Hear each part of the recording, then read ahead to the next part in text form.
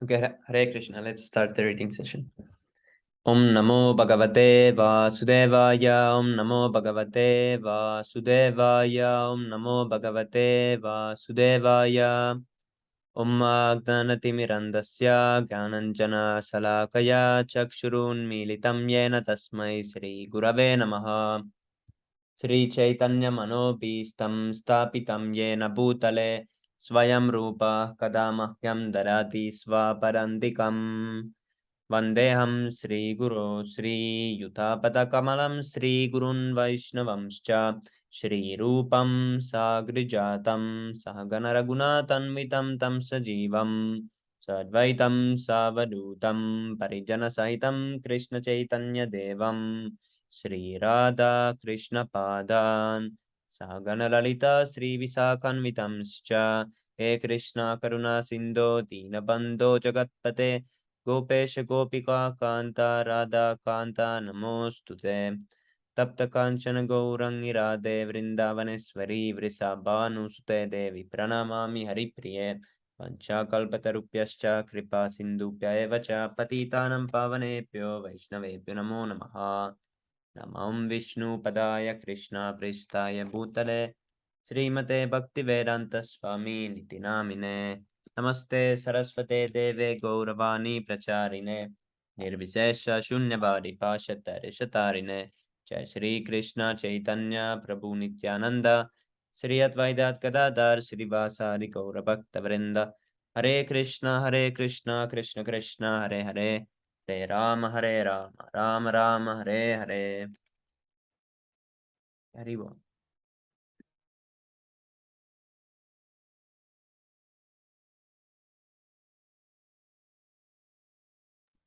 So today we continue from chapter 13, the marriage of Samba.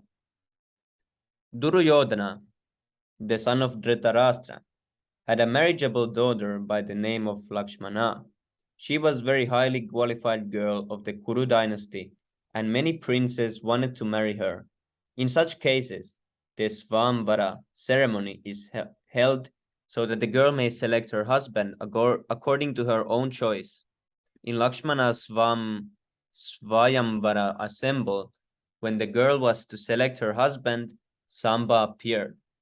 He was the son of Krishna by Jambavati, one of the chief wives of Lord Krishna. This son of Samba is so named because he was a very bad child, and he always lived close to his mother. The name Samba indicates a son who is very much his mother's pet. Amba means mother, and Sa means with. So this special name was given to him because he always remained with his mother. He was also known as Jambavati Sutta, for the same reason. As previously explained, all the sons of Krishna were as qualified as their great father, Lord Krishna. Samba wanted the daughter of Duryodhana, Lakshmana, although she was not inclined to have him. Therefore, Samba kidnapped Lakshmana by force from the Swayamvara assemble. Because Samba took Lakshmana away from the assemble by force, all the members of the Kuru dynasty, namely Dhritarashtra, Bhishma, Vidura, Ujjahan, and Arjuna, thought it an insult to their family tradition that the boy Samba could possibly have kidnapped their daughter. All of them knew that Lakshmana was not at all inclined to select him as a husband, and that she was not given the chance to select her own husband. Instead, she was forcibly taken away by this boy. Therefore, they decided that he must be punished. They anonymously declared that he was most impudent and that he had degraded the Kuru's family tradition. Therefore, all of them, under the counsel of the elderly members of the Kuru family, decided to arrest the boy but not to kill him. They concluded that the girl could not be married to any boy other than Samba, since she had already been touched by him. According to Vedic system, once being used by some boy, a girl cannot be married or given to any other boy. Nor would anyone agree to marry a girl who had already thus associated with another boy. The elderly members of the family, such as Bhishma, wanted to arrest him. All the members of the Kuru dynasty, especially the great fighters, joined together just to teach him a lesson, and Karna was made the commander-in-chief for the small battle. For this small battle. While the plan was being made to arrest Samba, the Kurus consulted amongst themselves that upon his arrest, the members of the Yadu dynasty would be very angry with them. There was every possibility of the Yadus accepting the challenge and fighting with them. But they also thought, if they came here to fight with us, what could they do? The members of the Yadu dynasty cannot equal the members of the Kuru dynasty because the kings of the Kuru dynasty are the emperors, whereas the kings of the Yadu dynasty are able to enjoy their land property. The Kurus thought, if they come here to challenge us because their son was arrested, he will nevertheless accept the fight. We will nevertheless accept the fight. All of us will teach them a lesson, so that automatically they will become subdued under pressure, as the senses are subdued by the mystic yoga process, pranayama. In the mechanical system of mystic yoga, the airs within the body are controlled and the senses are subdued and checked from being engaged in anything other than meditation upon Lord Vishnu. After consultation,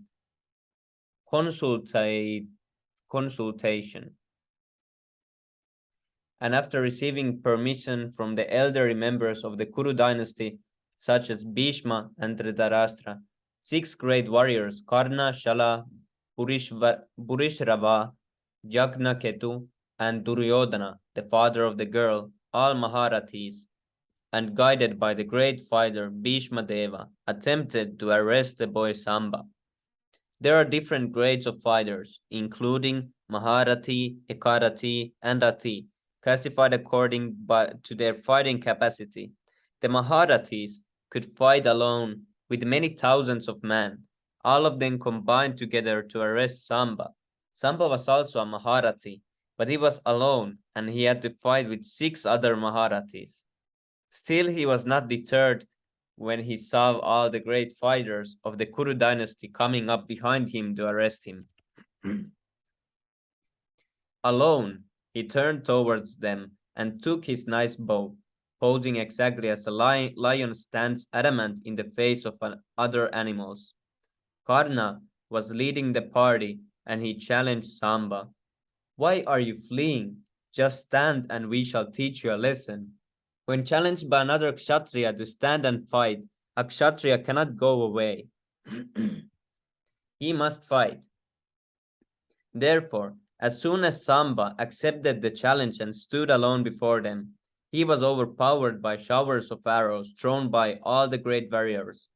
As a lion is never afraid of being chased by many wolves and jackals. Similarly, Samba, the glorious son of the Yadu dynasty, endowed with inconceivable potencies as the son of Lord Krsna, became very angry at the warriors of the Kuru dynasty for improperly using arrows against him. He fought them with great talent. First of all, he struck each of the 6 charioteers with 6 separate arrows. Another 4 arrows were used to kill the charioteers' horses, 4 of each chariot. 1 arrow was used to kill the driver, and 1 arrow was used for Karna, as well as the other celebrated fighters. While Samba was so diligently fighting alone with 6 great warriors, they all appreciated the inconceivable potency of the boy.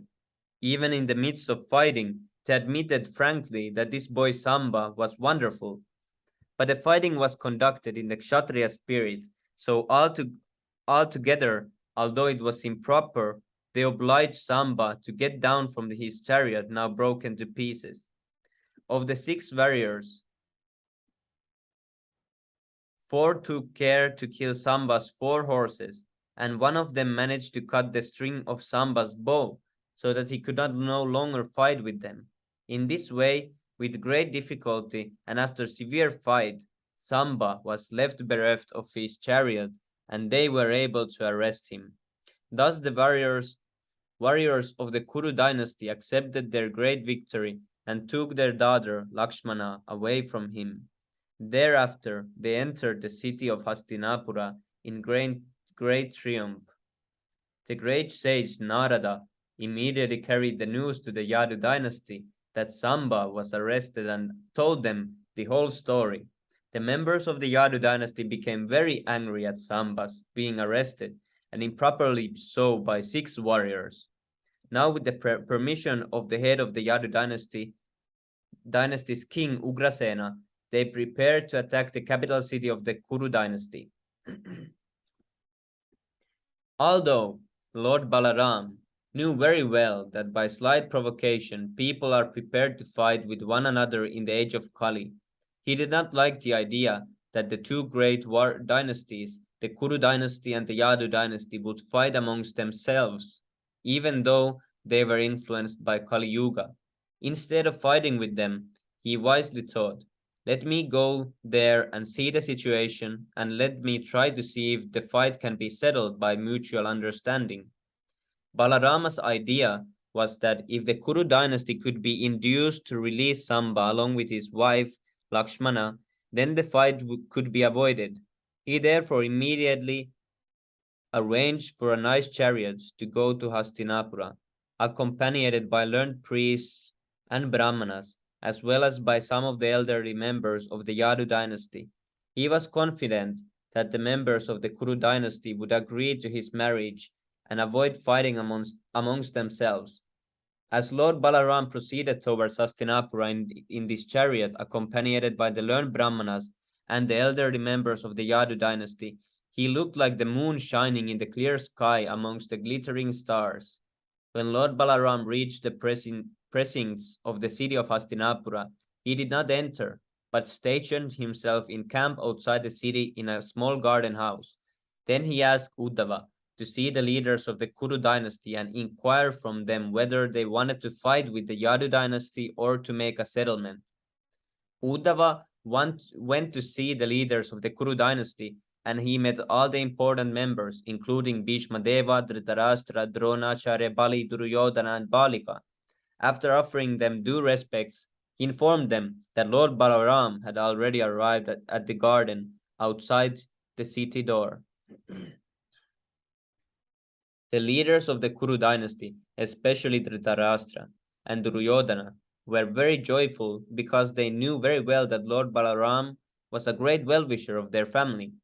There were no bounds to their joy on hearing the news, and so immediately they welcomed Uddhava. In order to properly receive Lord Balaram, they all took auspicious paraphernalia for his reception in their hands and went to see him outside the city door. According to their respective positions, they welcomed Lord Balaram by giving him in charity nice cows and arga, an assortment of articles such as aratrika water, sweet preparation of honey, butter, and flowers and garlands scented with pulp. Because all of them knew the exalted position of Lord Balaram as the Supreme Personality of Godhead, they bowed their heads before the Lord with great respect. They all exchanged words of reception by asking one another of their welfare, and when such formality was finished, Lord Balaram, in a great voice and very patiently, submitted before them the following words for their consideration.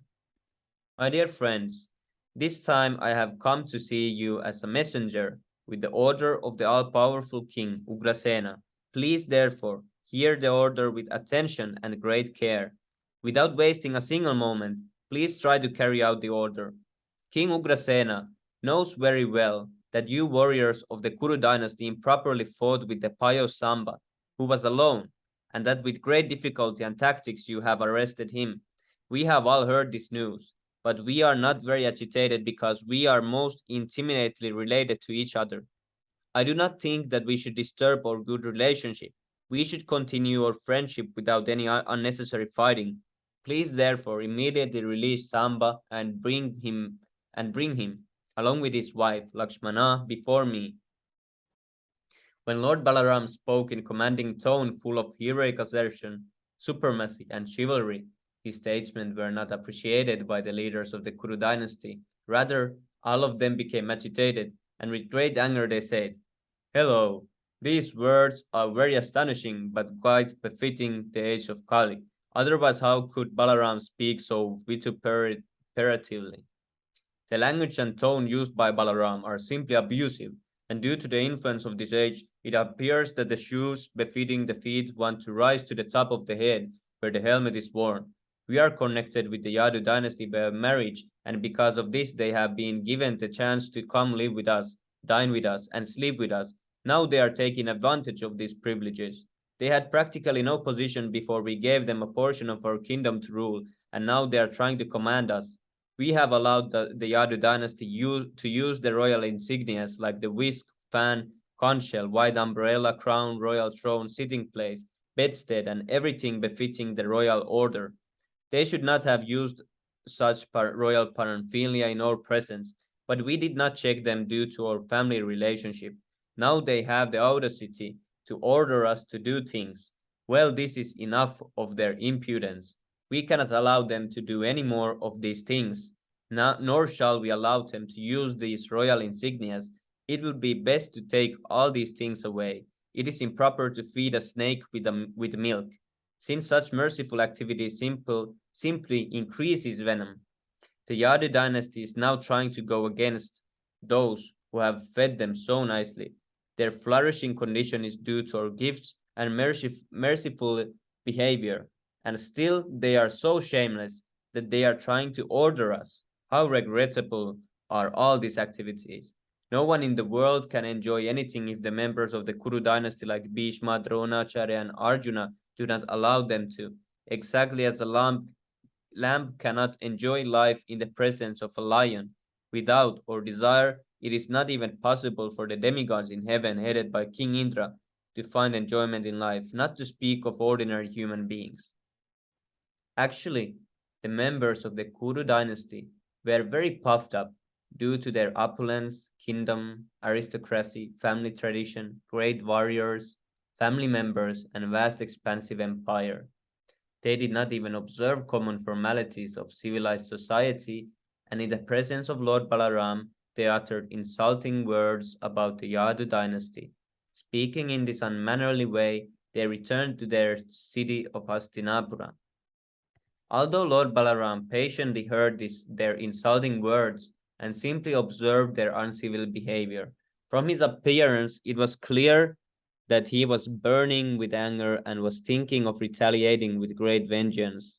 His bodily features became so agitated that it was difficult for anyone to look at him. He laughed very loud and said, "It is true that if a man becomes too puffed up because of his family opulence, beauty, and material advancement, he no longer wants a peaceful life, but becomes belligerent toward all others. It is useless to give such a person good instruction for gentle behavior and peaceful life, but on the contrary, one should search out the ways and means to punish him." Hmm. Generally, due to material opulence, a man becomes exactly like an animal. To give an animal peaceful instructions is useless, and the only means is argumentum vaculum. In other words, the only means to keep animals in order is a stick.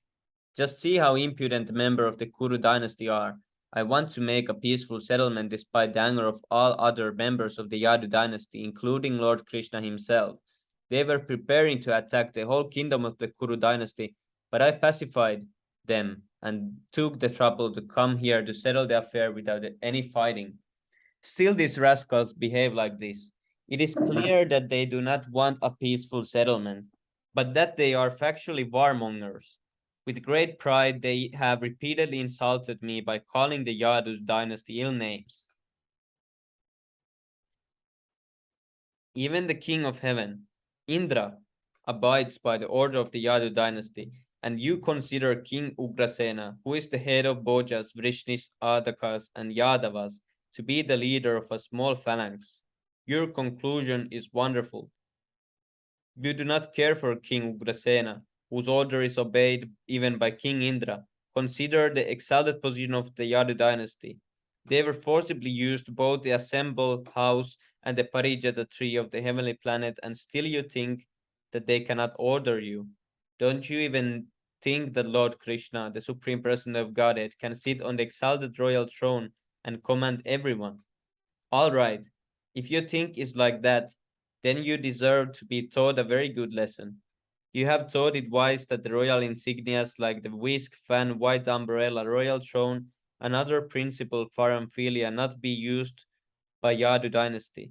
Does this mean that even Lord Krishna, the Lord of the whole creation and the husband of Goddess of Fortune, cannot use these royal paraphernalia? The dust of Krishna's lotus feet is worshipped by all the great demigods. The Ganga water is in inundating the whole world, and since it's emanating from his lotus feet, its banks have turned into great places of pilgrimage. The principal deities of all planets are engaged in his service, and they consider themselves most fortunate to take the dust of the lotus feet of Krishna on their helmets. Great demigods like Lord Brahma, Lord Shiva, and the goddess of fortune, and I are simply plenary parts of his spiritual identity. And still you think that he is not fit to use the royal insignia or even sit on the royal throne. Alas, how regrettable it is that these fools consider us, the members of the Yadu dynasty, to be like shoes and themselves like helmets. It is clear now that these leaders of the Kuru dynasty have become mad over their worldly positions and opulence. Ribo. Ero Prabhu, you can continue reading. Every statement they made was full of crazy proposals. I should immediately take them to task and bring them to their senses.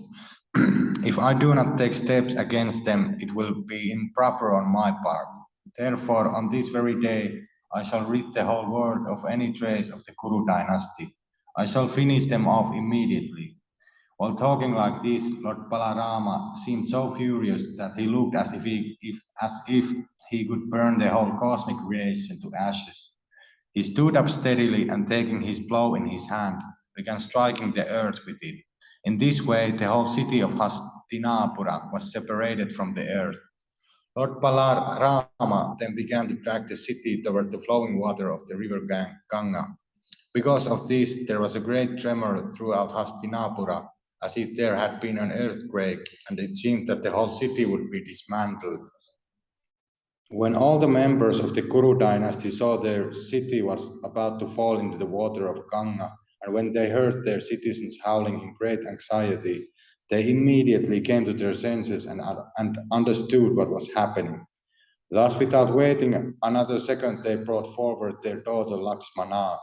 They also brought Samba, who had forcibly tried to take her away, keeping him in the forefront with Lakshmana at his back.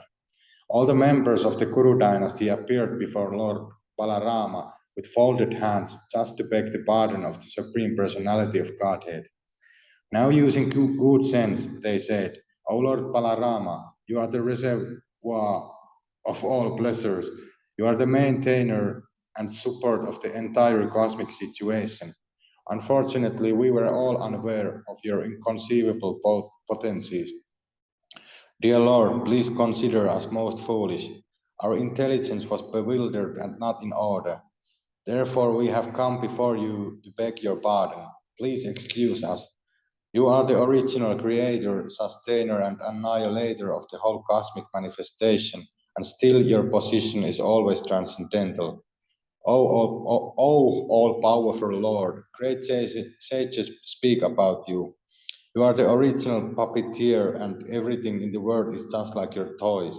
Oh, unlimited one, you have a hold on everything, and like child's play, you hold all the planetary systems on your head. When the time for dissolution comes, you close up the whole cosmic manifestation within yourself. At that time, nothing remains but yourself lying in the causal ocean as Mahavishnu. Our dear Lord, you have appeared on this earth in your transcendental body just for the maintenance of the cosmic situation.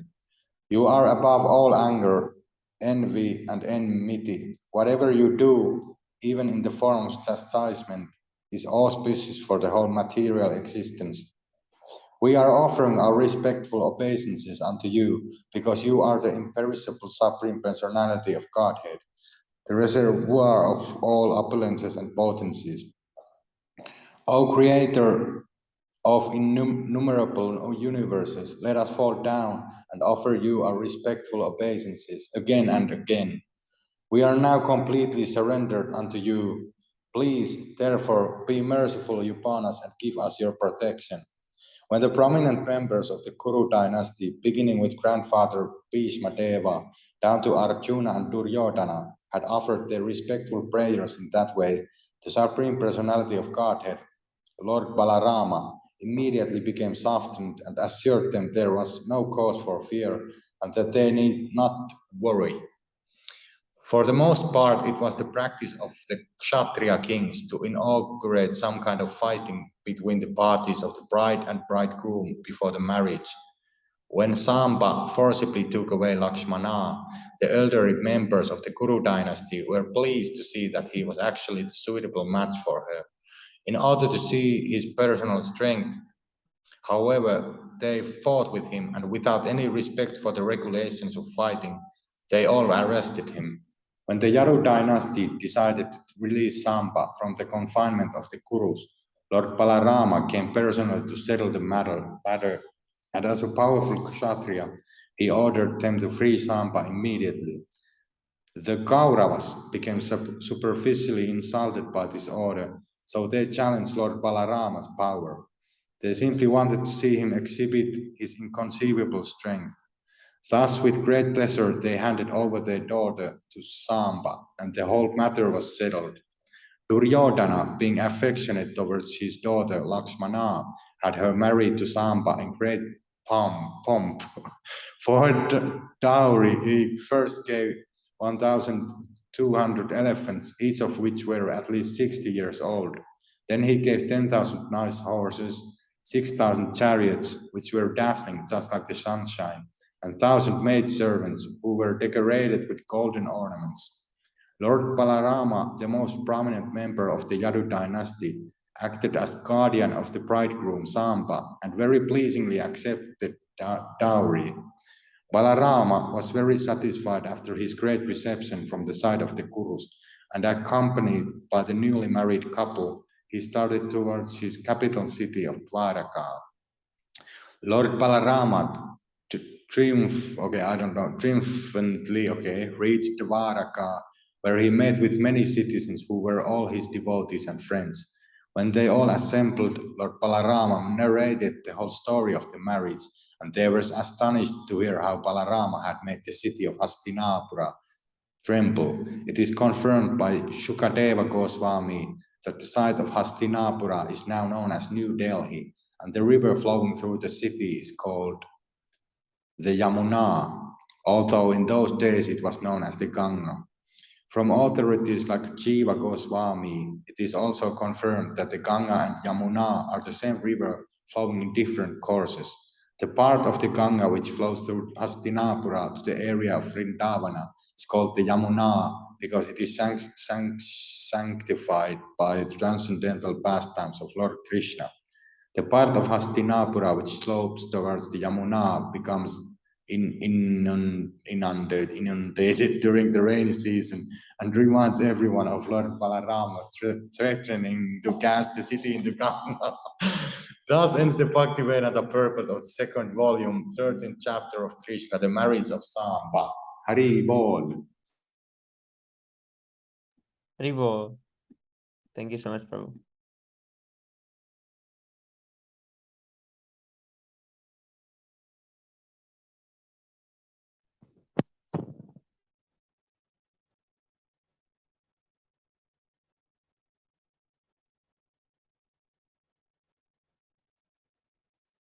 Okay, now we need to go to Sixastakam prayers.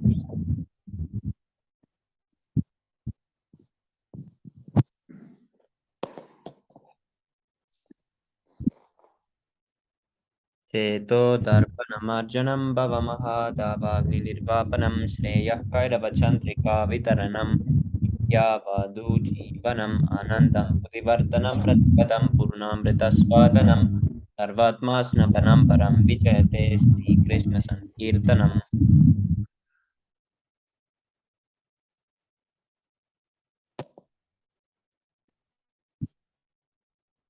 Okay, you can try this.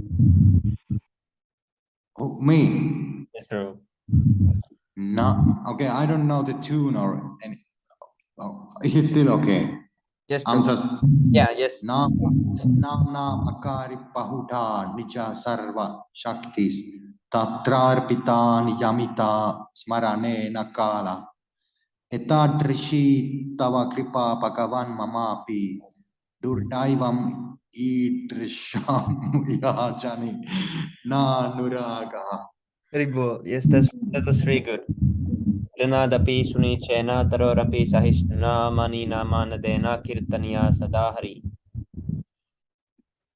Na Danam Na Janam Na Sundarim Kavitam Va Jagat Isha Kamaye Mama Janmani Janmanishvare Pavatat Bhaktir Ahai Tuki Tvayi Tvayi. Ainanda Tanuja Kinkaram Patitam Mam Vishame Bhavam Budau. Kripaya Tava Pada Pankaja Stita Duli Satrasam Vichintaya. Nayanam Galat Ashru Taraya Vada Nam Katkada Ruttaya Gira Pulakarnichitam Vapu Kada Tavana Magrahane Pavishyati. Yugaitam Nimeshena Chakshusha Pravirshaitam Shunyaitam Jagat Sarvam Govinda Virahena Me. Ashlishya va padaratam pinastumam adarshanan marmahatam karotu va yata tata va vidata tulam pato matprananatas sa evana paraha. Very good.